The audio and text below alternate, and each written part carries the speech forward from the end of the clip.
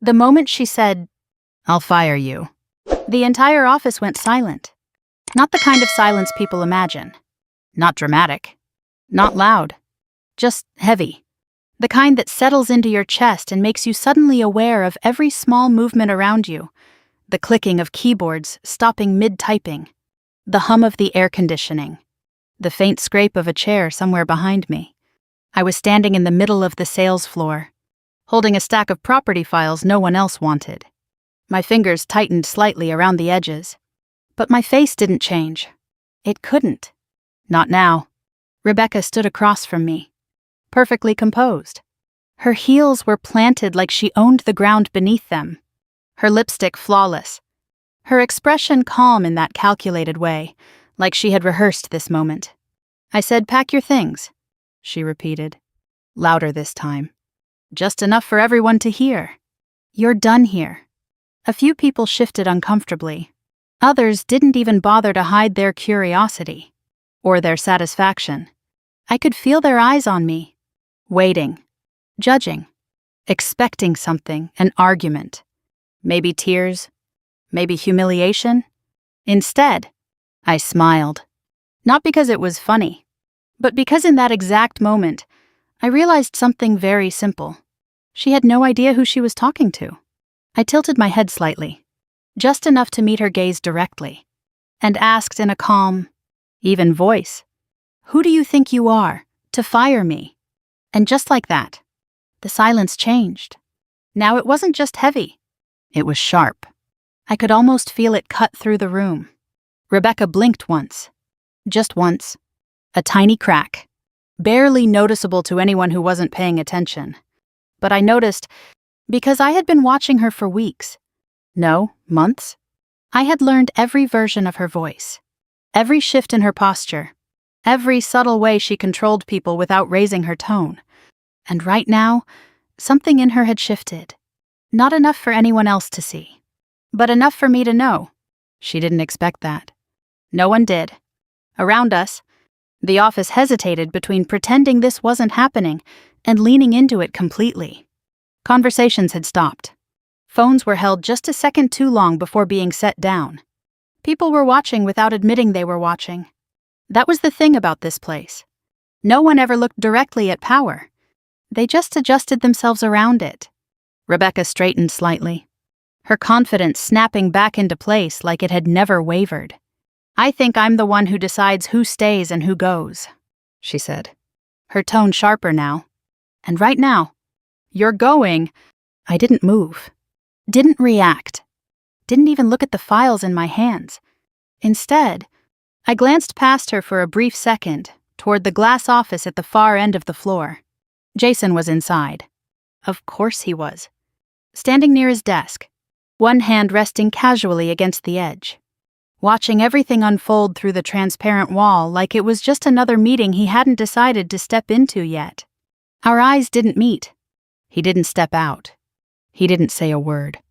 And in that silence, something settled inside me. Not surprise. Not even hurt. Just confirmation. This wasn't spontaneous. This wasn't Rebecca acting on her own. This was planned. Carefully. Deliberately. I brought my attention back to her, my expression still calm. "You're making a mistake," I said quietly. It wasn't a threat. It wasn't even a warning. It was a fact. She let out a short, dismissive laugh. "No," she replied, stepping closer, her heels clicking against the polished floor. "You are..."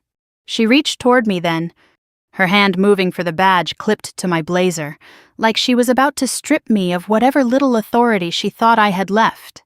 I caught her wrist before she could touch it. Not aggressively. Not enough to make a scene. Just enough to stop her. For a split second, her eyes widened. There it was again. That crack. I slowly removed my badge myself, unclipping it with deliberate calm, then held it loosely between my fingers. "If I'm leaving," I said, my voice steady, "I'll do it on my terms." A murmur rippled through the room. Small, but there, people were starting to feel it now. Something wasn't right. Rebecca pulled her hand back, her jaw tightening slightly, You don't get to have terms, she snapped. You don't have that kind of authority. I looked at her for a moment. Really looked at her. At the confidence she wore like armor. At the certainty in her eyes. At the way she believed completely that she was untouchable. And for a second, I almost admired it. Almost. Then I smiled again. Softer this time. More dangerous. You think I don't? I asked. She didn't answer immediately. Because now, for the first time, she wasn't completely sure. Behind her, I could feel the shift in the room growing stronger. People weren't just watching anymore. They were trying to understand. Trying to figure out what they had missed. Trying to decide which side they were supposed to be on. I let the silence stretch just a little longer. Then I glanced once more toward Jason's office. He still hadn't moved. Good. Let him watch. Let him see exactly how far this was going to go. I turned back to Rebecca, my voice calm enough to feel like control. You want to fire me? I said. I took a small step forward, closing the distance between us. Go ahead. Another pause. Longer this time. Heavier. Let's see what happens next. And as I stood there, surrounded by people who thought they understood this place, I realized something with absolute clarity. They had no idea what they had just started. And I was done waiting. I didn't leave. Not when she told me to. Not when the room held its breath, waiting for me to walk out and prove everything she said was true. Instead, I sat back down at my desk. Calmly. Quietly. Like none of it had happened. Around me, the office slowly tried to restart itself. Keyboards clicked again. Phones rang. Conversations resumed in careful, lowered voices. But the energy had changed. Everyone felt it. So did I. They think this is the end of my story. I thought, flipping open one of the files in front of me. They have no idea it's just beginning. My fingers brushed against the inside of the desk drawer. And for a brief second, everything shifted. 2 years earlier, back when this company wasn't just a place I worked, back when it was ours, Jason and I had built it from nothing. Not the polished version people saw now, with its glass walls and high-end listings and carefully curated reputation, but the early version, the one with long nights, cheap coffee, and contracts spread across our kitchen table. I had been the one finding the deals, negotiating them, closing them. Jason had the charisma, the presence. He knew how to stand in front of people and make them believe. I was the one who made sure there was something real behind it. We worked well together, or at least, I believed we did. In those early days, everything felt simple, transparent, honest. We were partners, in business, in life. But somewhere along the way, something changed. At first, it was small. Late nights at the office that didn't quite make sense. Calls he would step outside to take. Decisions he made without mentioning them to me until after they were already done. I told myself it was growth. That this was what success looked like. More pressure. More responsibility. Less time. I trusted him. So I ignored the feeling in my chest that something wasn't right. Until I couldn't anymore. Rebecca came into the company quietly.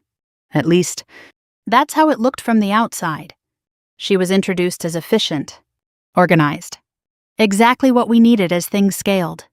Jason praised her early, saying she made things easier for him, that she understood how to keep everything running smoothly. The first time I met her, she smiled at me like she already knew something I didn't. I remember that clearly. There was nothing inappropriate, nothing obvious, just something off. The way she held eye contact a second too long. The way she spoke with confidence that didn't match her position. I noticed, but I didn't act. Because I trusted him. And that was my first mistake.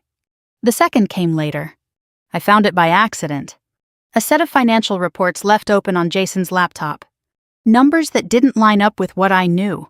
Commissions routed in ways that didn't make sense. Small discrepancies that, on their own, could be explained away. But together, they formed a pattern. When I asked him about it, he didn't hesitate. He smiled. Told me I was overthinking. Said the company had grown too big for me to track every detail the way I used to.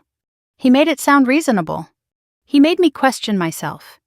And for a moment, I believed him. That was the third mistake. After that, things changed quickly, not outwardly. To everyone else, everything looked the same. But I started paying attention. Really paying attention. And the more I looked, the more I saw. The way Rebecca had access to things she shouldn't.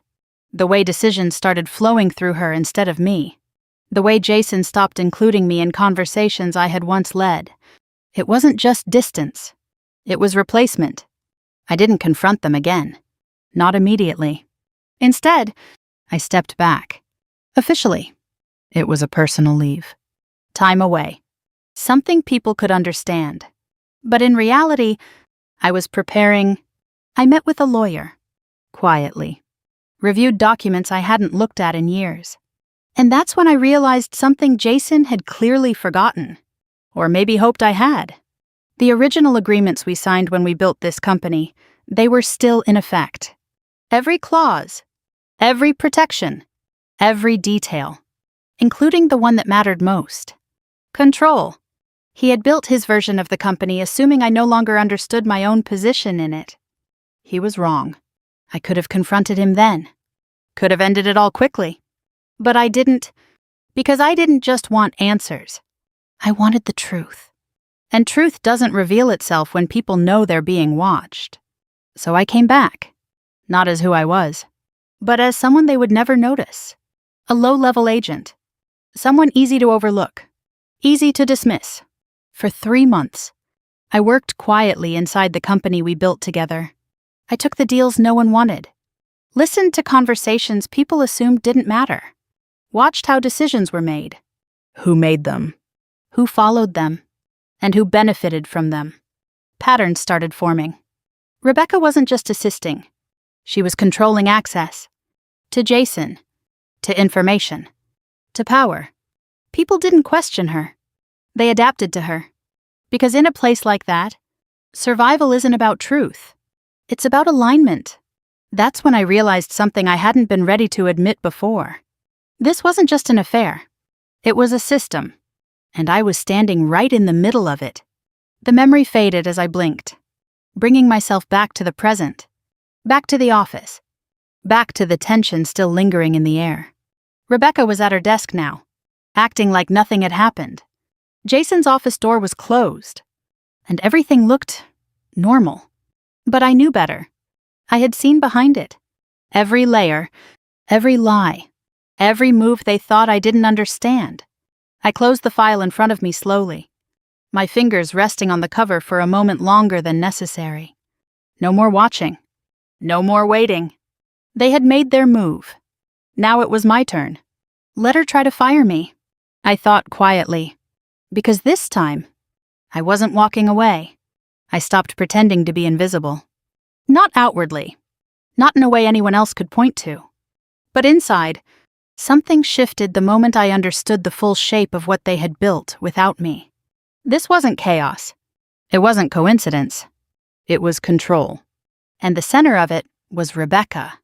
I watched her that morning the way I had learned to watch everything without being noticed. She didn't sit like a secretary. She didn't wait to be spoken to. She moved through the office like she belonged at the top of it, not somewhere beneath it. A senior agent approached her desk, holding a file. I just need Jason's approval on this. Rebecca didn't even let him finish. It's fine. I've already looked at it, she said, flipping through the pages with quick, confident movements. Go ahead and move forward. He hesitated for half a second, then nodded. Got it. And just like that, he walked away. No confirmation. No verification. Just trust. Or fear. I leaned back slightly in my chair, pretending to scroll through listings while my mind pieced it together. People weren't just listening to her. They were deferring to her. Which meant one thing. Power doesn't always sit in the corner office. Sometimes, it sits right in the middle of the room, hiding in plain sight. Rebecca stood up a few minutes later, heels clicking softly against the floor as she crossed toward another group of agents. Her presence alone shifted the energy around her. Conversation straightened. Postures adjusted. People paid attention. She didn't raise her voice. She didn't need to. Authority like hers wasn't loud. It was assumed, and that was the problem. Because no one questioned assumed authority. Except me. My phone buzzed lightly on the desk, pulling me back for a moment. A new listing had been assigned to me, again. One of the leftover properties no one else wanted. Low value. High effort. Impossible timeline. I glanced at the details, already knowing where it came from. Rebecca. She was testing me, pushing me, trying to see how far I could be bent before I broke. I closed the file without reacting and stood up, grabbing my coat. If she expected frustration, she wasn't going to get it. If she wanted me to fail, she'd have to try harder. Because the more she pushed, the more she revealed. Later that afternoon, I saw it again. The door to Jason's office opened slightly, just enough for Rebecca to slip inside without knocking.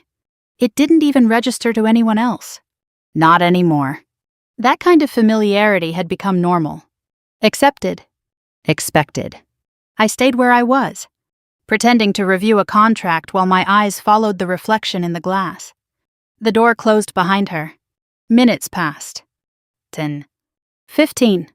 Too long for a simple update. Too casual for a professional interaction. When it finally opened again, she stepped out, adjusting the sleeve of her blazer like nothing had happened. Jason followed a moment later, and for a second, just a second, I saw it. The way she reached up and smoothed his tie, a small gesture, intimate, automatic, like it belonged there, like she belonged there. Something in my chest tightened, not sharply, not painfully, just enough to remind me of what used to be mine. But I pushed it down, immediately. I didn't need proof anymore. I needed leverage.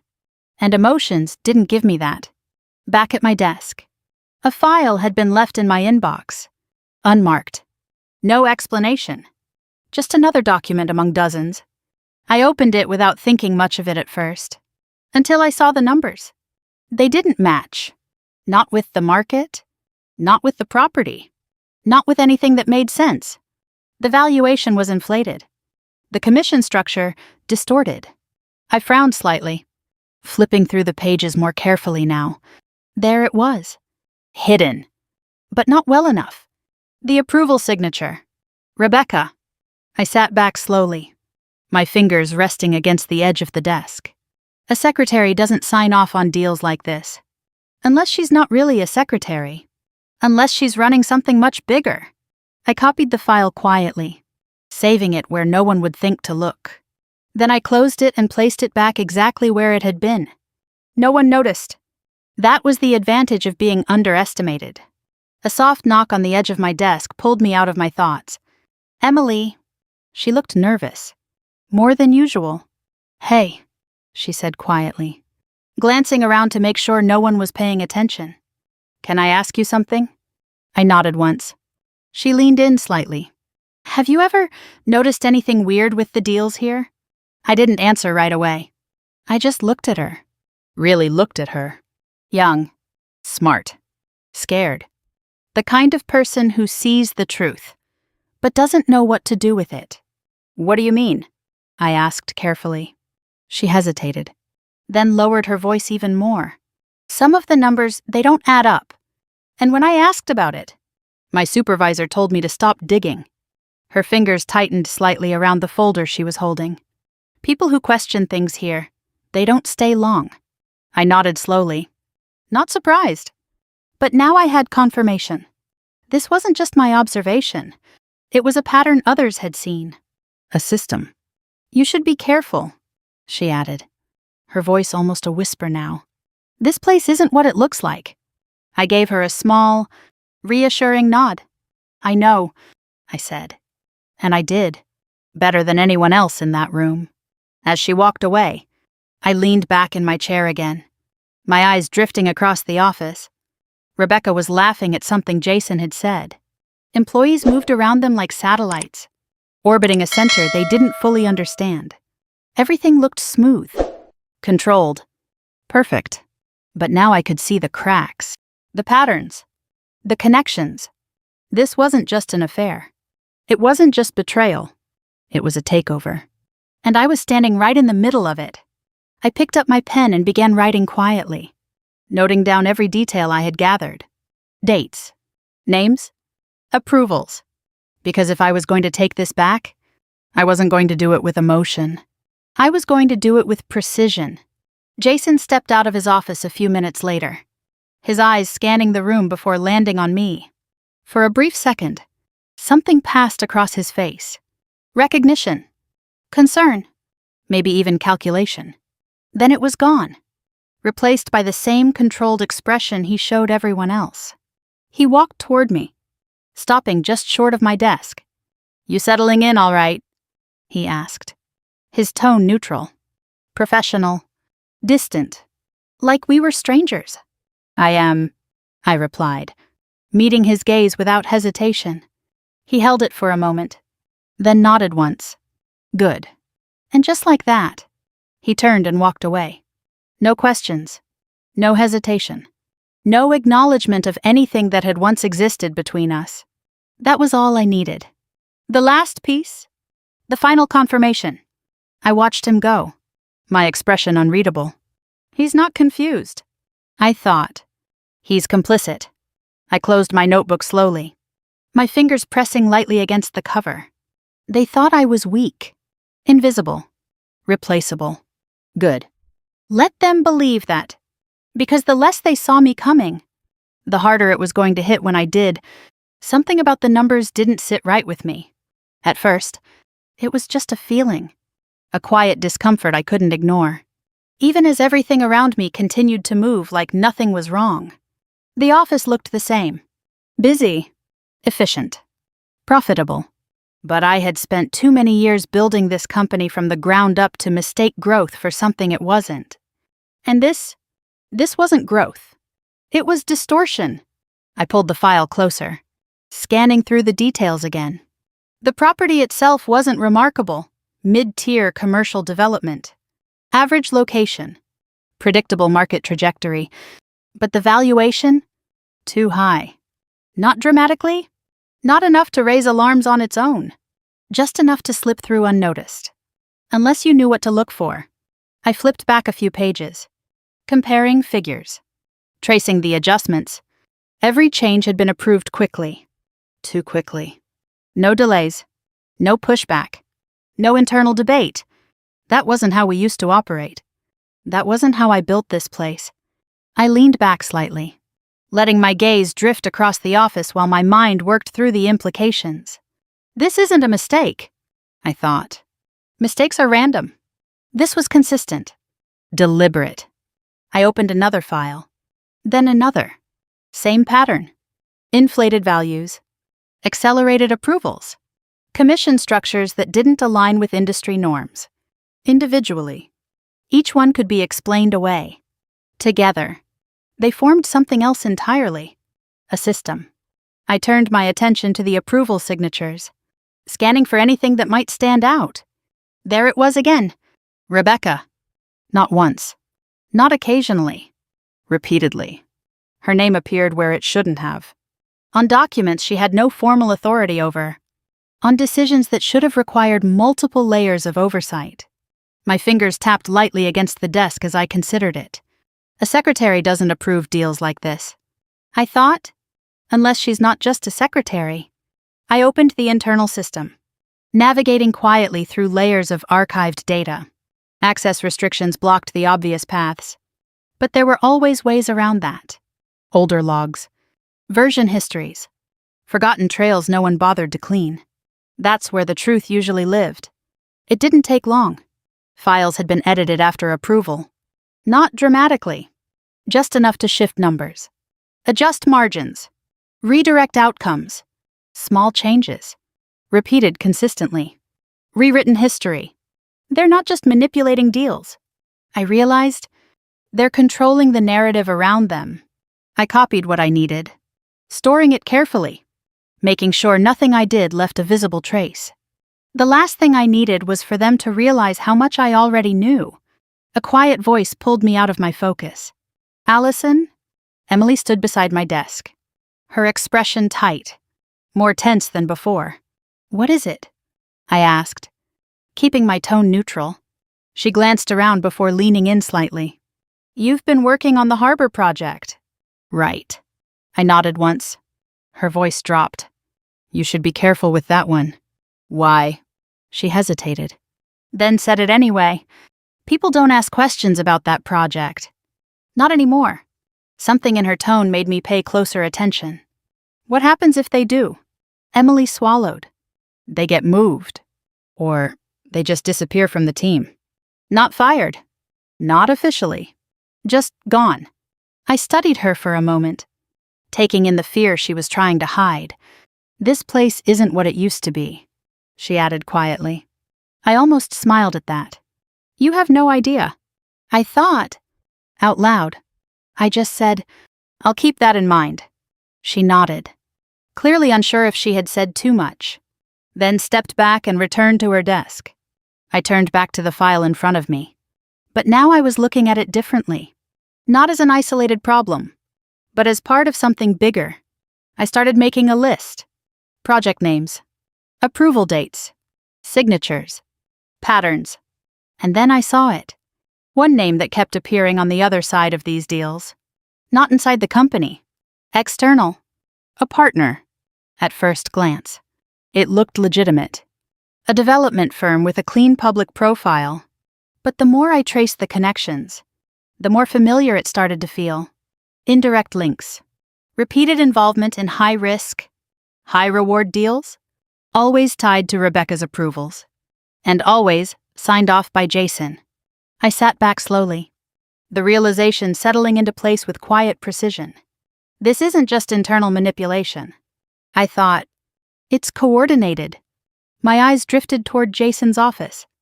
The door was closed again. Of course it was. Everything important happened behind closed doors now. Everything hidden. Everything controlled. I opened a new document and began mapping it out. Connections. Money flow. Approval chains. It didn't take long for the pattern to reveal itself. Funds moved in circles. Profits inflated on paper. Risk pushed outward while control stayed internal. If it continued, the company wouldn't just be damaged. It could collapse, and they would walk away with everything they had siphoned out along the way. A slow, quiet extraction? Brilliant. In a way. If no one stopped it. I closed the document and stared at the screen for a moment longer than necessary. Then I made a decision. I wasn't ready to act yet. Not fully. The evidence was strong, but not complete. And if I moved too soon, I risked losing the one advantage I still had. They didn't know I understood the system. They thought I was still reacting, still catching up. Let them believe that. I gathered the files neatly, placing them back exactly where they belonged. Every movement controlled, every detail deliberate. Across the room, Rebecca stepped out of Jason's office again, her posture as composed as ever. Untouchable. Confident. Certain. For now. I watched her for a moment, then lowered my gaze back to my desk.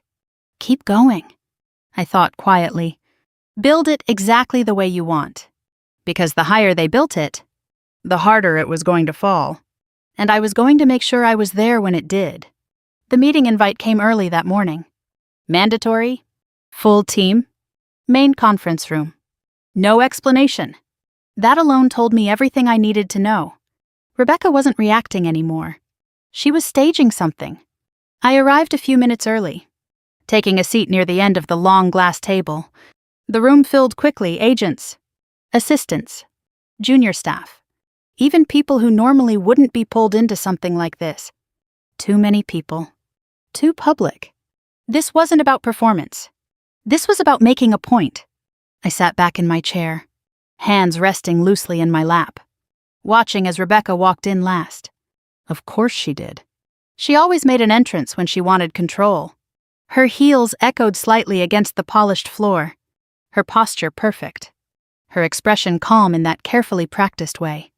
Jason followed a step behind her. Not leading. Not beside her. Behind. That told me more than anything else. Rebecca moved to the front of the room, setting her tablet down as she glanced across the table. Taking in the attention, "Let's get started," she said smoothly. No greeting, no introduction, just control. She began reviewing numbers, team performance, quarterly metrics, deal closures.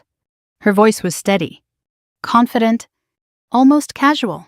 At first, she pointed out small mistakes, minor inconsistencies, the kind that could happen to anyone. No one was surprised, until she started calling people out by name, one by one. Each comment slightly sharper than the last, building tension, creating pressure. I watched the room carefully. People shifted in their seats, avoided eye contact, straightened their posture as if it might protect them. No one spoke unless spoken to. No one pushed back. This wasn't a meeting. It was a demonstration. And then she stopped scrolling. Her eyes lifted and landed on me. There it was. The moment she had been building toward. "Allison," she said, tilting her head slightly, "let's talk about your performance." A few people glanced in my direction. Others looked down immediately, not wanting to be part of it. I met her gaze without hesitation. "Sure," I said. She tapped her screen, projecting my recent work onto the display behind her. Listings I had handled, deals I had closed, tasks I had completed. Or, more accurately, the way she wanted them to be seen. "These results are underwhelming," she said, her tone light but pointed. "Low-value properties. Minimal impact. Not exactly what we expect from someone in this role." I said nothing, because I knew exactly what she was doing. She wasn't presenting facts. She was shaping perception. "You've had multiple opportunities to prove yourself," she continued. "And yet, here we are." A pause, just long enough for the words to settle. "For a company like this, we need people who contribute, who elevate the standard." Her eyes locked onto mine. Not people who drag it down.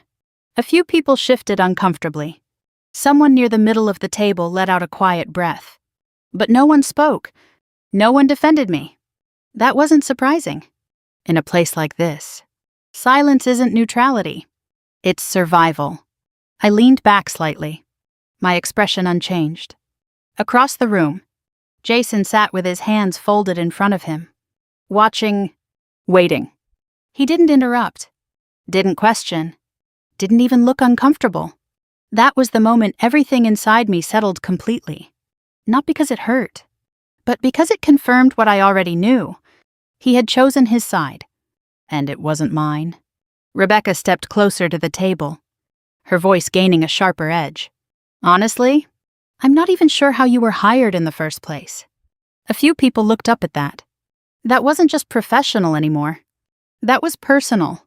"You don't fit here," she added, her gaze narrowing slightly. "And the sooner we acknowledge that, the better." The words hung in the air, heavier than anything she had said before. I could feel it shift the room. Discomfort, tension, curiosity.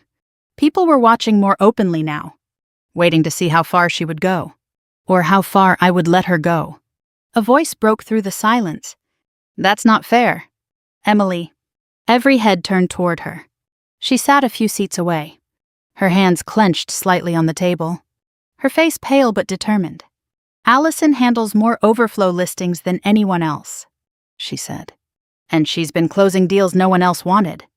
Rebecca's head turned slowly toward her. The change in her expression was immediate. Cold, sharp. "Is that your professional assessment?" she asked. Emily hesitated for half a second, but didn't back down. "Yes." Rebecca smiled, but there was nothing warm about it. "Then maybe you should focus more on your own performance," she replied, "before evaluating others." The message was clear. Stay quiet, or you're next. Emily lowered her gaze, her shoulders tightening slightly. The room fell silent again, the kind of silence that reinforces itself, that punishes anyone who breaks it. I watched her for a moment, then turned my attention back to Rebecca. She had crossed the line, and she knew it. But instead of stepping back, she leaned into it. "That's exactly the problem," she continued, addressing the room again. "People like her, a slight gesture in my direction, get comfortable. They assume they belong, even when they don't." There it was. Not subtle anymore. Not disguised. Just raw. Deliberate dismissal. I felt something shift inside me. Not anger. Not frustration. Just clarity. She needed me to react. To argue? To defend myself. Because if I did, she could control the narrative. She could frame me as emotional, unstable, unprofessional. I wasn't going to give her that. So I stayed exactly where I was. Calm, still, watching. Rebecca took another step forward, closing the distance between us. "I've reviewed everything," she said, "and I don't see any reason for you to continue here." Her voice dropped slightly. More controlled now. More final. "We're moving forward with termination." There it was. Not a suggestion. Not a warning. A decision. The room went completely still. Again. But this time, it felt different. Heavier. More fragile. I could feel every eye on me now. Waiting. Expecting. I stood up slowly. No rush. No hesitation. Just movement. Rebecca's lips curved slightly, as if she had already won. Jason didn't move. Didn't speak. Didn't stop any of it. I looked at both of them, then back at her. And for the first time since the meeting started, I smiled. "You really think this ends with me walking out?" I asked quietly. The room held its breath, and something told me this was the last moment before everything changed. No one spoke. Not after I said it. Not after the room had already been pushed to the edge of what it could hold. Rebecca's expression didn't change at first. She held on to that confidence like it was the only thing keeping her upright. "You don't get to decide how this ends," she replied, her voice steady, but just a fraction tighter than before. "You're no longer part of this company." I didn't move. Didn't raise my voice. Didn't look away. "Who authorized that?" I asked. A simple question. But it landed differently now. Rebecca's jaw tightened slightly. "I did," she said. "With Jason's approval." There it was. Out loud. Clear. I turned my head slowly, letting my gaze fall on Jason. He didn't look at me immediately. Instead, he shifted his weight. Like he was calculating something. Measuring the room. Measuring me. Then finally, his eyes met mine. And for a second, something passed between us. Not regret. Not guilt. Just awareness. He knew this wasn't going the way they expected. "Jason," I said quietly. He didn't answer right away. Rebecca stepped in, her voice sharper now. "You don't need to question this. It's already been decided." I ignored her. Completely. "Did you approve this?" I asked again. Jason exhaled slowly. "Yes," he said. The word echoed in the room. Soft. But final. Something inside me settled. Not broke. Settled. Good. I thought. Say it clearly. I nodded once, like I was acknowledging something routine. Then I looked back at Rebecca. "You don't have the authority to fire me," I said. This time, there was no hesitation in my voice. No softness. Just fact. A ripple moved through the room. Subtle, but undeniable. Rebecca let out a short laugh, shaking her head. "I absolutely do." Her tone was dismissive, but her eyes, they flickered. Just for a moment. I took a step forward. Not aggressive. Just enough to shift the distance between us. "No," I said calmly. "You don't." The silence tightened again. This time, sharper, more focused. People weren't just watching anymore. They were trying to understand. Rebecca crossed her arms, leaning slightly to one side. And why exactly would that be? I held her gaze, then spoke. "Because I own more of this company than you think." It wasn't loud. It didn't need to be. The words landed anyway. And this time, the silence broke. Not into noise, but into confusion. What? That doesn't make sense. Wait, voices murmured. Quickly cut off as people realized they weren't supposed to react. Rebecca didn't move, didn't blink. For a second, she looked like she hadn't processed it yet. Then she smiled, a little too quickly. That's not how this works, she said. You're a junior agent. You don't... I'm a co-founder. I interrupted. The words came out clean, precise, no emotion attached. And that's when it hit. The room didn't just go quiet. It shifted. Completely. Rebecca's smile froze. Jason's expression changed, not dramatically, but enough. Enough for me to see it. Calculation. Concern. Maybe even the beginning of something closer to fear. I reached into my bag and pulled out a thin folder. Placing it gently on the table in front of us, I helped build this company. I continued. From the first property we ever closed to the structure it runs on now. No one interrupted. No one moved. I never sold my shares. I added, flipping the folder open. And I never removed the clauses we signed at the beginning. I turned it slightly so the documents faced the room. Legal filings. Ownership breakdowns. Agreements. Everything clean. Everything valid. Everything real. Rebecca's eyes dropped to the pages. Then back to me. That doesn't mean... It means you don't get to make that decision, I said, cutting her off again. Her composure cracked. Just a little, but enough. Jason stepped forward this time. Allison, we can talk about this privately. No, I said, one word. Firm. Controlled. Final. We're not doing this privately. The room felt smaller now. Tighter. Like everything was closing in on a single point. I turned to him fully. You approved her authority, I said. You allowed her to make decisions she legally couldn't make. He opened his mouth, then closed it again. Because there was nothing he could say that wouldn't make it worse. Rebecca shook her head, her voice rising slightly. This is ridiculous. You're twisting things. You don't just walk in here and... I didn't walk in, I said quietly. I came back. That landed harder than anything else. Because it carried something deeper. Something they hadn't accounted for. Time. Planning. Intent. I looked around the room, meeting the eyes of people who had ignored me, underestimated me, dismissed me. You all saw what just happened, I said. You saw who made the decision. And now you know who actually has the authority. No one argued. No one challenged it. Because they could see it now. Clear. Unavoidable. Rebecca took a step back. Just one. But it was enough. Enough to break the illusion. You don't get to do this, she said, her voice tighter now. You can't just... I already did. I didn't raise my voice. Didn't need to. The power in the room had already shifted. I could feel it. In the way people stood. In the way they looked at her. In the way they looked at me. I reached for the documents again, closing the folder calmly. This isn't about what you said, I continued, my tone steady. It's about what you've been doing. That stopped her. Completely. Her eyes narrowed slightly. What are you talking about? I held her gaze for a moment, then said it. You wanted to fire me, I said softly.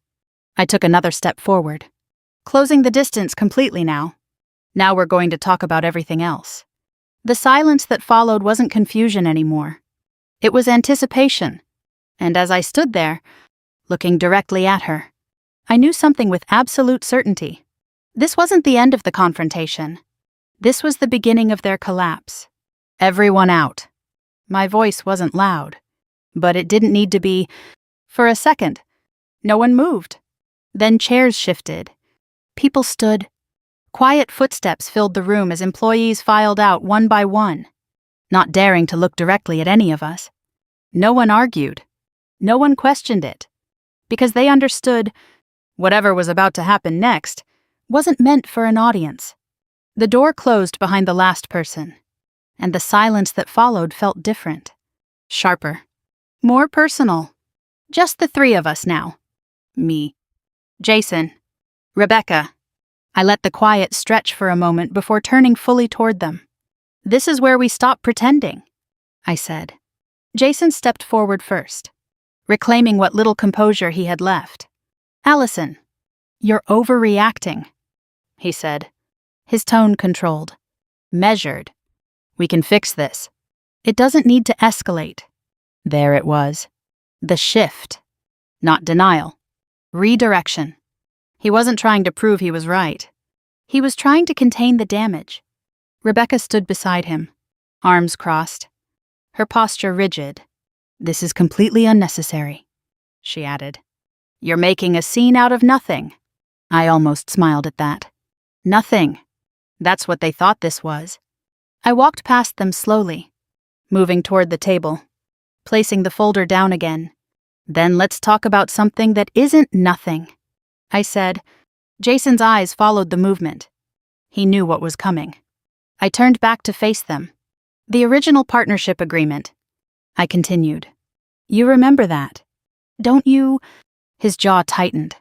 Rebecca glanced between us, clearly not understanding the full context. That was years ago. Jason said, Things have changed. Not everything, I replied. I opened the folder, sliding one of the documents forward. This clause? I said, tapping lightly against the page. Control cannot be transferred or restructured without mutual consent from all founding partners. Silence. Rebecca leaned slightly, trying to read the document. Jason didn't move. Because he didn't need to. He already knew what it said. You built everything after that. I continued. You expanded. You scaled. You changed the way the company operated. I met his eyes. But you never removed this. A small shift. Barely visible. But enough. You assumed I wouldn't notice. I added quietly. That's when Rebecca spoke again. Sharper this time. This doesn't change anything, she said. He's the CEO. He makes the decisions. I turned to her slowly. No, I said. He doesn't. The room felt smaller now. Tighter.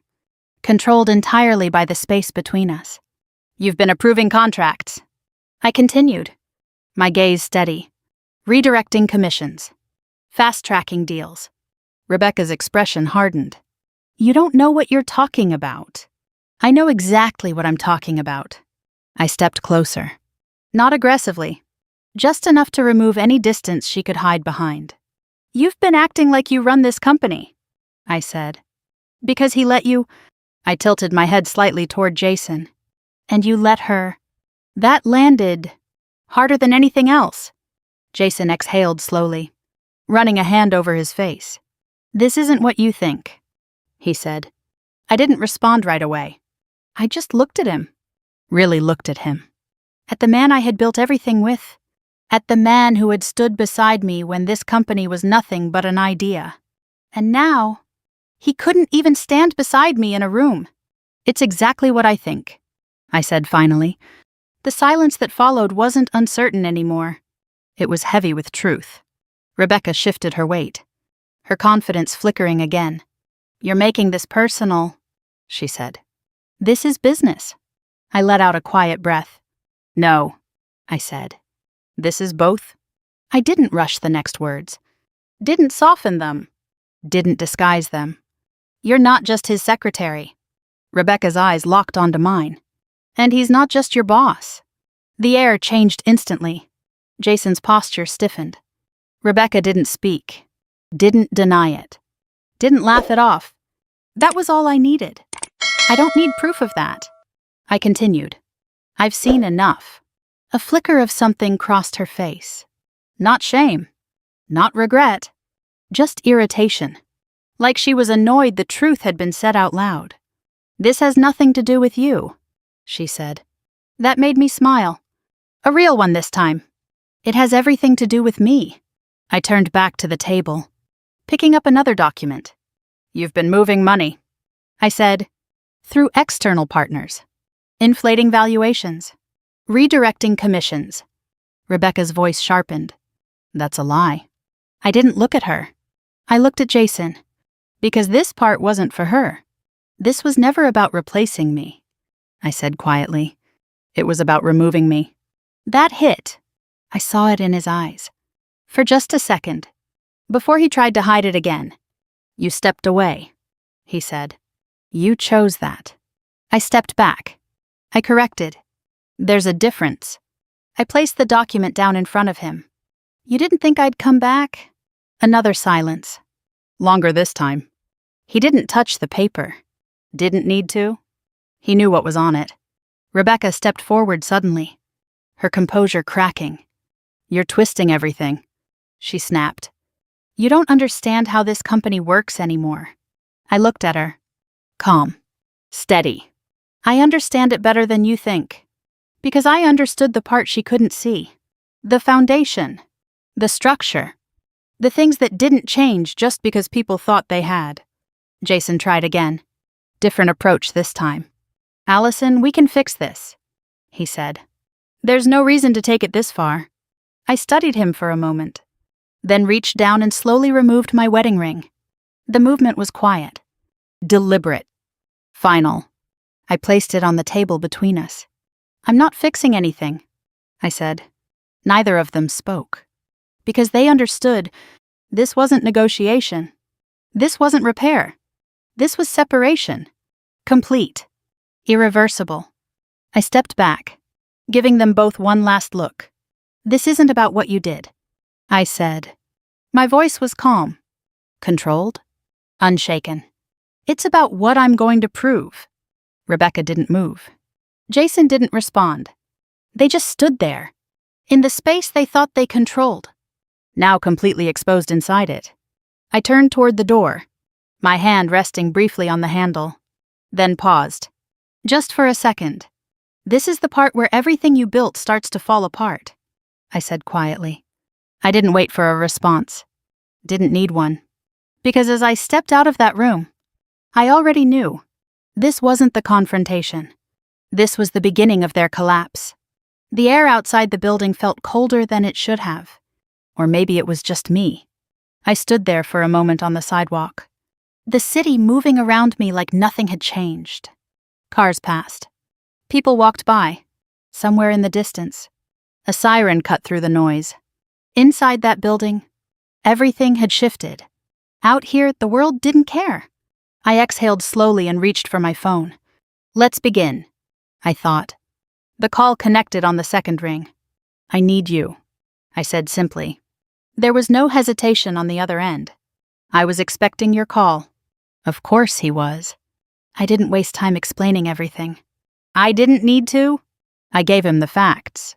The structure, the pieces I had already put together. By the time I finished, there was a brief silence. Then, this is bigger than internal misconduct, he said. If what you're saying is accurate, this crosses into fraud. I know. And you're ready to move forward. I looked back at the building for a second.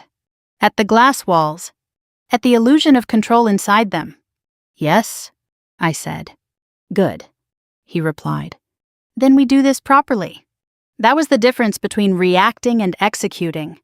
Inside. They were scrambling. Out here. I was building pressure. By the time I walked back in, the shift had already started. It wasn't visible yet. Not to everyone, but I could feel it. Subtle changes in movement. Conversations cut short when I passed. People looking at me just a little longer than before. Word had spread. Not the full truth, but enough. I moved through the office without stopping, heading straight for the finance department. They weren't expecting me, which made it easier. I need access to the harbor project transactions, I said, placing my hand lightly on the desk. The analyst hesitated. Those are restricted. I know, I interrupted calmly. That restriction has been overridden. He blinked. You should have received the notice. He checked his system, and there it was. The first crack. Yes. I see it now. Of course he did. Because it wasn't a request. It was a trigger. The internal audit protocol had been activated. Once that started, systems didn't ask questions. They followed rules. And rules don't care about people. Files began opening. Numbers started moving. And for the first time since this began, the system itself was looking at them.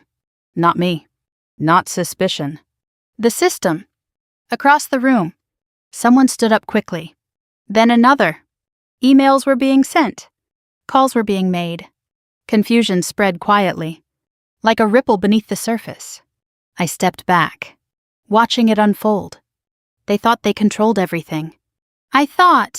But they never controlled this. It didn't take long for Rebecca to appear. She moved fast, her expression sharp, her steps more forceful than usual. "What's going on?" she demanded, her eyes landing on the open screens. No one answered immediately, because no one knew how to... "This is a compliance review," I said calmly. She turned toward me. "You don't have the authority to initiate this." "I do," I replied. And this time, she didn't argue right away. Because somewhere, she had already seen the notification, already felt it. The shift. "You need to stop this," she said, stepping closer. "No," I said. "I don't." Her jaw tightened. She turned to the analyst. "Close the files." He didn't move. Not because he didn't want to. Because he couldn't. "The system won't allow it," he said quietly. That was the moment it hit her. Control doesn't matter when the system stops listening. I watched her face change. Not dramatically. Just enough. Enough for me. Jason arrived seconds later. Of course he did.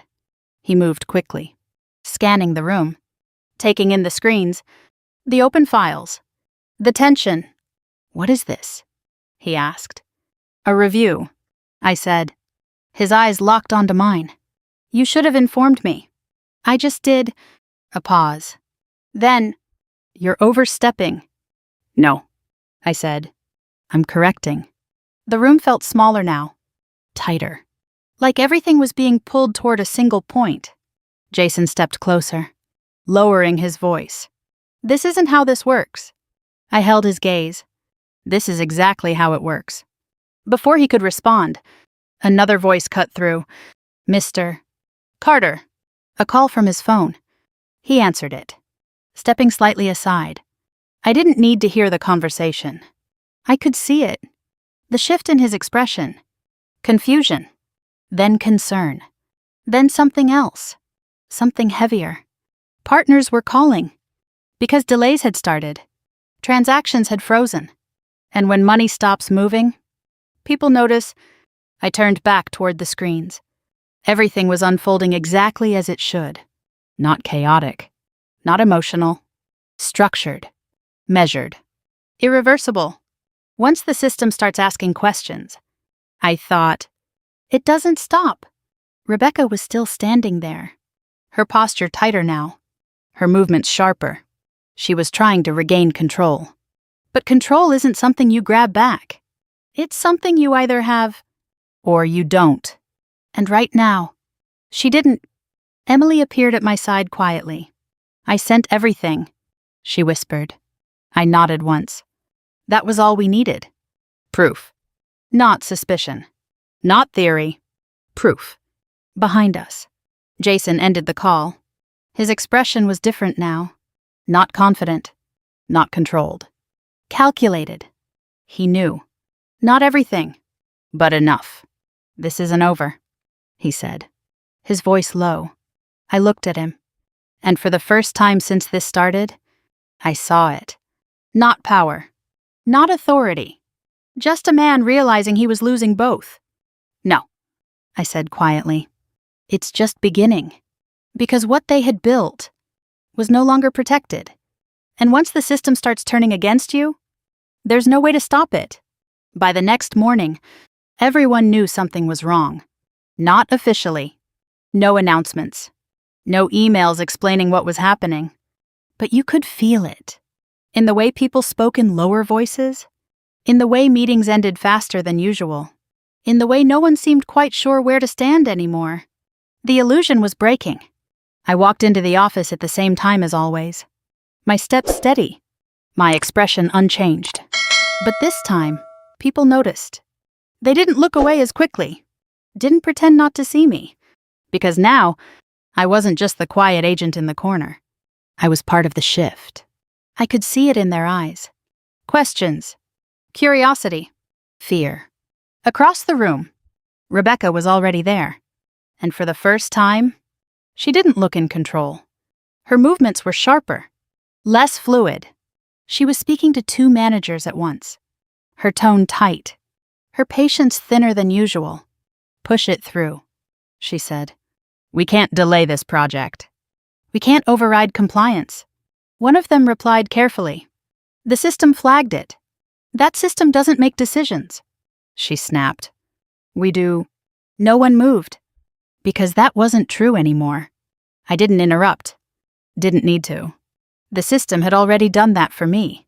Jason stepped out of his office moments later. His phone pressed tightly against his ear. "I understand," he said, pacing slightly. "We're handling it internally." Pause. "No." "There's no risk to your investment." Another pause. His jaw tightened. "We'll resolve it." He ended the call abruptly. Then another one came in. And another. Partners. Investors. People who didn't ask questions when everything looked profitable, but started asking them the moment something didn't. He tried to keep his composure, but I could see it slipping. Slowly, piece by piece. That was how it always happened. Not all at once. Never all at once. Systems don't collapse dramatically. They unravel. I walked past them quietly, heading toward my desk. But I didn't sit down.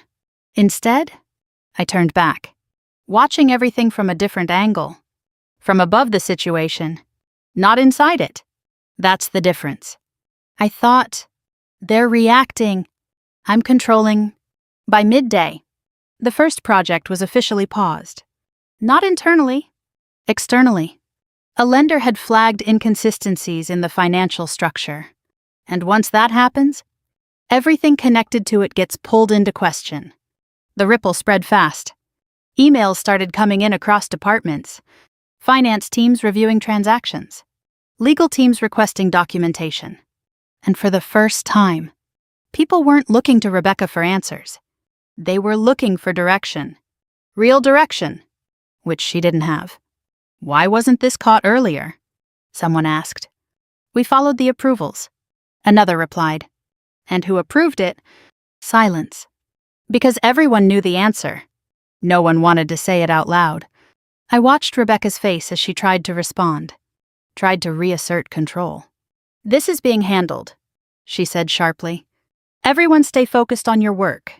But her voice didn't carry the same weight anymore. Not after yesterday. Not after the system had stepped in. Authority isn't about what you say. It's about what people believe. And right now, they didn't believe her. Emily approached me quietly again, her voice barely above a whisper. "They're reviewing everything," she said. "All the flagged deals." I nodded. "That's good." She hesitated, then added, "They're asking about the approvals." Of course they were, because patterns don't stay hidden once someone starts looking for them. "Let them," I said.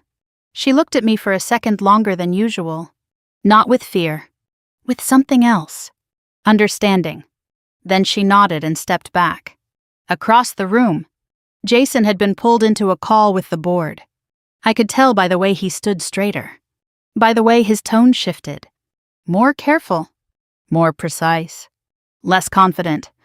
He wasn't speaking to employees anymore. He was answering to people who didn't tolerate uncertainty. They want details. I thought, and he doesn't have clean ones. Rebecca tried to step into the conversation, to insert herself, but Jason waved her off slightly. Not aggressively, just enough. Just enough to signal something had changed. And she felt it. I saw it in the way she froze for half a second, in the way her expression hardened. She was being pushed out, not by me, by the system she thought she controlled. That was the irony of it. They built everything around silence and control. But the moment the system required transparency, everything started falling apart. By late afternoon, the second project was flagged, then a third.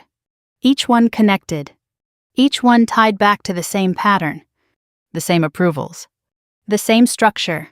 Dominoes, falling one after another. This wasn't just risky. I thought it was inevitable. Jason ended his call and stood still for a moment, staring at nothing. Then he looked at me. Really looked at me this time. Not as an employee, not as an obstacle, but as something else. Something he couldn't control anymore. "This is what you wanted?" he asked quietly. I held his gaze. "This is what you built," I replied. He didn't answer. Because there was nothing left to say. Around us, the office had changed completely. People weren't whispering anymore. They were watching, waiting, choosing sides without admitting they were choosing. And for the first time since this began, they weren't looking at Rebecca. They were looking at me. I didn't move, didn't react, didn't acknowledge it, because power doesn't need to announce itself. It just exists. And right now, it wasn't where it used to be. I picked up my notebook, flipping to the pages I had filled over the past weeks. Every detail, every connection, every piece of the system they thought no one understood. Now it was all visible, all exposed. And this was only the beginning. Because once the first crack becomes visible, the entire structure follows. And there's no stopping it. Not anymore. The boardroom felt colder than the rest of the building. Not because of the temperature, but because of what it meant. This wasn't just another meeting. This was where decisions were made. Permanent ones. I walked in without hesitation, taking my seat at the long table as the rest of the board members settled in. Legal counsel sat near the end. Files already open? Documents prepared. Jason was already there. Rebecca too. Neither of them looked at me at first. That was fine. They would... "Let's begin," the board chair said, his voice steady. Controlled? Jason straightened slightly, adjusting his posture, reclaiming what composure he could. "There's been some internal disruption." He started, his tone carefully measured. "But it's contained. We're handling it." Contained. I almost smiled. The chair didn't respond immediately. Instead, he glanced toward the legal team. "Is that your assessment?" The lawyer flipped a page. "No," he said calmly. And just like that, the tone of the room changed. Jason's jaw tightened. Rebecca shifted slightly in her seat. I stayed still, watching, waiting. "This is not a disruption," the lawyer continued. "It's a pattern." A pause. Then the first set of documents appeared on the screen. Transaction records, approval chains, adjusted valuations. Nothing dramatic, just facts. Clear, unavoidable. "These figures don't align with market standards," the lawyer said, "and they show consistent manipulation across multiple projects." Jason leaned forward. "These are being reviewed internally." "They already have been," the chair interrupted. Silence. The kind that doesn't leave space for argument. I could feel the shift now. Not just tension. Control. The board wasn't asking anymore. They were evaluating. I waited until the moment was right. Then I spoke. "This isn't isolated," I said, my voice steady, cutting through the room without force. Every head turned. I didn't rush, didn't raise my tone. "It's structural." I stood slowly, moving toward the screen, my hand resting lightly against the edge of the table as I continued. These approvals weren't random. They followed a consistent pattern. I pointed to the data. Same external partners, same financial routing, same internal authorization. Rebecca shifted again. "This proves nothing," she said quickly. "You're interpreting..." "I'm connecting," I replied, not even looking at her, because she wasn't the one who mattered now. I turned to the board. These transactions were approved in layers. I continued. But the final authorization always leads back to the same place. I let that hang for a moment, then finished it. Jason. The word didn't echo. It didn't need to.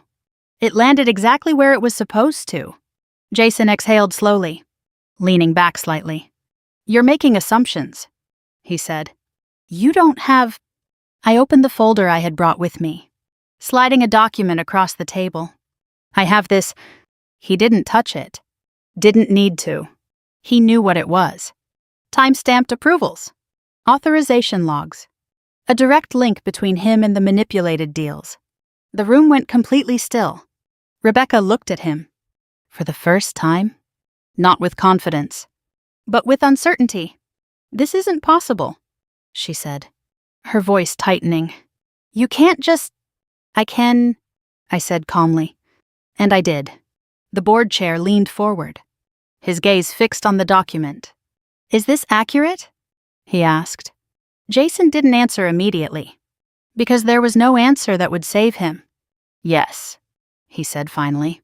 And that was it. No argument. No defense. Just confirmation. Rebecca's composure broke completely. This is being twisted, she said, her voice rising now. You're all overreacting. These were strategic decisions. Strategic? The chair repeated, his tone sharper now. Strategic fraud. That word hit harder than anything else. Fraud. Not mismanagement. Not error. Fraud. Rebecca opened her mouth again, then closed it. Because there was nothing left to say that wouldn't make it worse. Jason leaned forward, his voice lower now. We can resolve this internally, he said. There's no need to escalate. It's already escalated, the lawyer replied. Another document appeared on the screen. External audits. Flagged transactions. Third-party concerns. This wasn't internal anymore. This was exposure. Complete.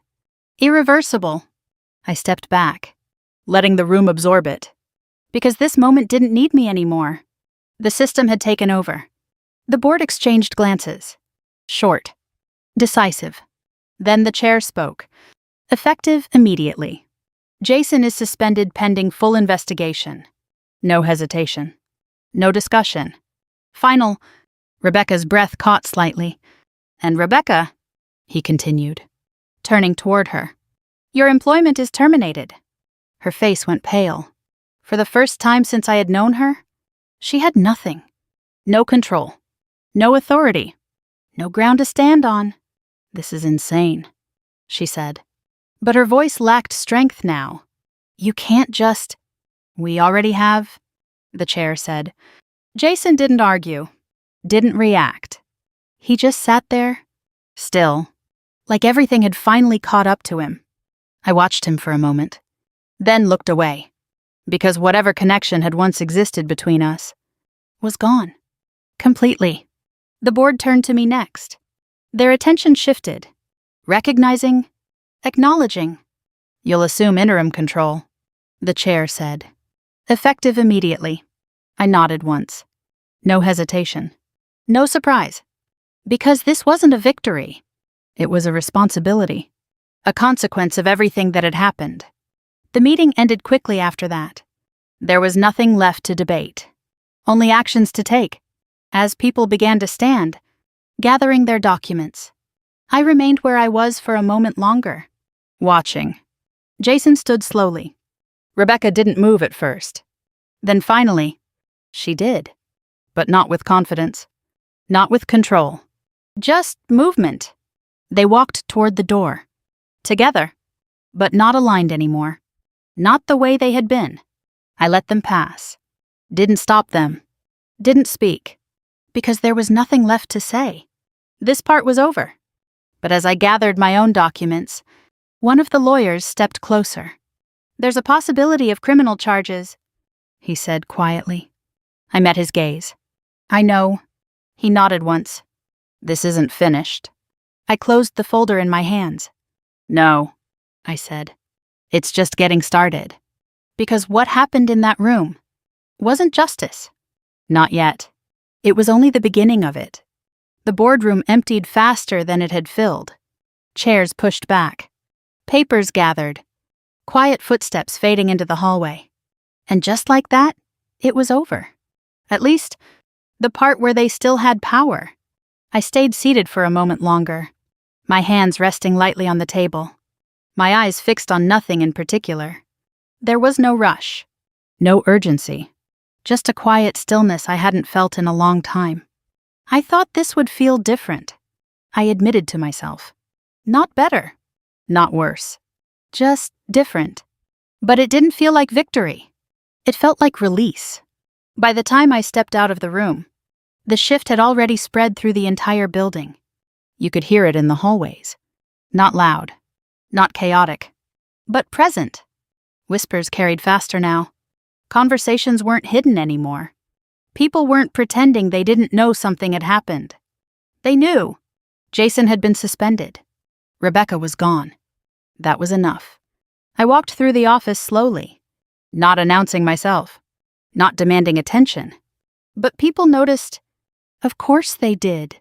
Eyes followed me now in a different way. Not with dismissal, not with quiet judgment, but with something else. Respect, caution, curiosity. Power doesn't need to be explained. It just changes the way people look at you. Near the far end of the floor, the elevator doors opened. Rebecca stepped out, escorted by security. No announcement, no dramatic scene, just a quiet exit. The same hallway she had once walked through like she owned it. Now she moved through it without stopping. Her posture stiff, her expression controlled but hollow. No one spoke.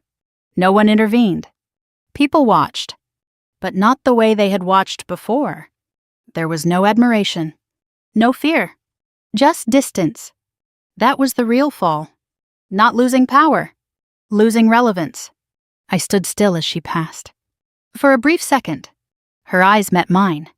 There was no apology there, no regret, just something harder, something defensive, like she still believed she had been right. Then she looked away and kept walking. The doors closed behind her, and just like that, she was gone. Jason came later. Not escorted, not forced, just slower. He found me near the window, where the city stretched out in front of us like nothing had changed. "Can we talk?" he asked. His voice was different now, not commanding, not confident, careful, measured. I didn't turn immediately. "About what?" I asked. He hesitated, then stepped closer. "This didn't have to happen like this," he said. I let out a quiet breath. "That's where you're wrong." I turned to face him. "This was always going to happen." He shook his head slightly. "No, we could have handled it differently. You didn't have to escalate it." "I didn't escalate anything," I said. "I exposed it." That stopped him. Because deep down, he knew it was true. He ran a hand through his hair, looking away for a second. "It wasn't what you think," he said. I almost smiled. "Then what was it?" He didn't answer right away. Because there was no version of this story that made him look like the person he wanted to be. "I was trying to protect the company," he said finally. I nodded slowly. "That's what you told yourself." His jaw tightened. "That's not fair." "No," I said. "It's accurate." Silence settled between us. Not tense, not emotional, just final. "I gave you space," he added, his voice quieter now. "You walked away." I stepped back. I corrected. "You replaced me." That landed. He didn't argue this time. Didn't defend it. Because there was nothing left to defend. We stood there for a moment. The distance between us clearer than it had ever been. Not physical, but absolute. "I never meant for it to go this far," he said. I believed him. That was the worst part. He didn't plan the fall. He just built the path that led to it. "That's the problem," I replied. "You didn't think far enough." I reached into my pocket, pulling out the final notice I had received earlier. Legal confirmation. Formal removal. It was done. Completely. I didn't hand it to him. I didn't need to. "You should prepare," I said quietly. "This isn't over for you." He nodded once. Slowly. Because he understood, not just the consequences, but the reality he had lost. Not just the company. Not just the position. Everything. Without another word. He turned and walked away. No argument. No final attempt. Just leaving? I watched him go for a second, then turned back to the window. It's over, I thought. But even as the words formed, I knew they weren't entirely true. Because endings like this, they don't feel like endings. They feel like space. Space to rebuild. Space to decide what comes next. Behind me, the office had already started shifting again. Departments reorganizing. Processes changing. People adapting. The system was correcting itself. Slowly, but steadily. Emily approached me carefully, stopping just a few steps away. Is it really over? She asked. I looked at her, at the uncertainty in her expression, at the hope underneath it. For them, I said. Yes. She nodded slowly, then smiled. Small, but real. Good, she said. I returned the smile, not because it was over, but because something else had begun. I turned back toward the office, toward everything that now needed to be rebuilt. This wasn't about taking control anymore. It was about restoring it. And as I stepped forward, one thought settled clearly in my mind. They lost everything chasing power. I realized, and I gained everything by understanding it. This wasn't the end of my story. Not even close. It was just the moment I finally took it back. The next morning felt different. Not because the city had changed. Not because the building looked any different from the outside. But because when I walked through those glass doors, I wasn't walking into something that controlled me anymore. I was walking into something I finally understood. The office was quieter than usual. Not empty. Not frozen. Just careful. People worked, but with more awareness. Conversations were more direct. Movements more intentional. There was no tension hanging in the air anymore, just a kind of reset no one was saying out loud. I walked through the floor slowly, taking everything in. The same desks, the same walls, the same company, but no longer the same system. No one avoided my gaze this time. Some nodded. Some offered small smiles. Others simply watched, still adjusting to what had changed. That was the thing about power. It doesn't need to announce itself.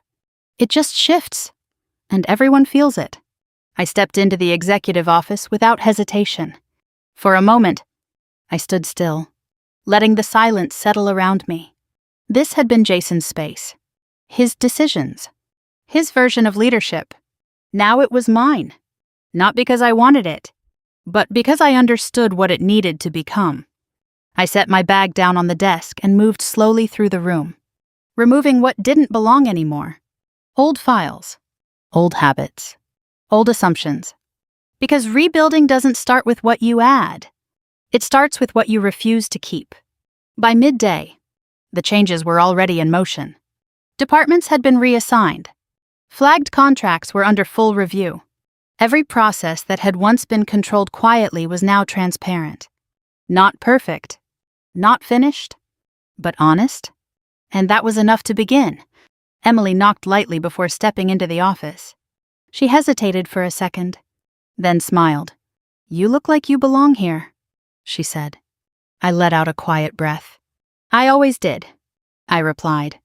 She nodded, understanding more than she had a few days ago. I just didn't see it before. That's because it wasn't visible, I said. Not the way it should have been. She stepped closer, her voice softer now. Thank you for not ignoring what you saw. I held her gaze for a moment. Truth doesn't disappear just because people stay quiet, I said. It just waits. She nodded again. And this time, there was no fear in her expression, only clarity.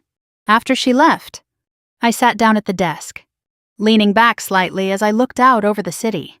Everything moved the same way it always had. People rushing, decisions being made, lives continuing. But for me, everything had shifted. I thought about the moment in that conference room, the way Rebecca had looked at me. Certain, untouchable.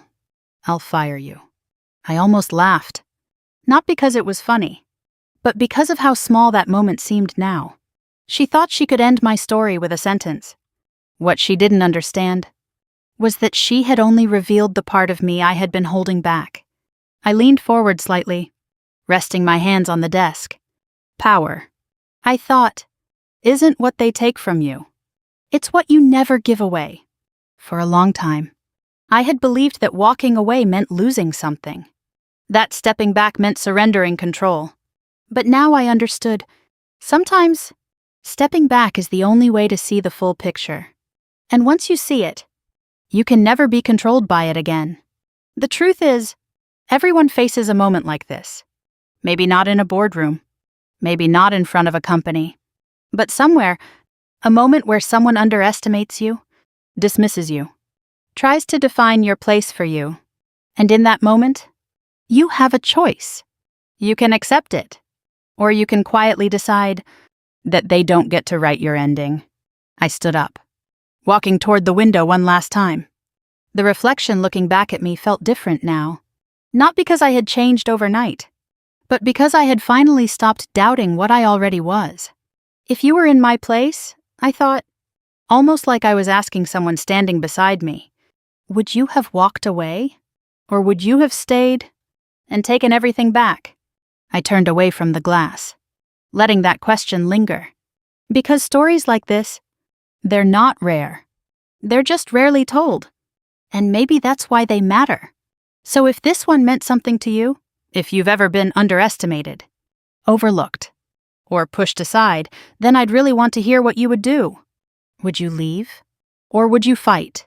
Stay with me. Because there are more stories like this about truth, about betrayal, and about what happens when the tables finally turn. And sometimes, the moment they try to break you is the exact moment you become unstoppable. This story is fictionalized for dramatic effect.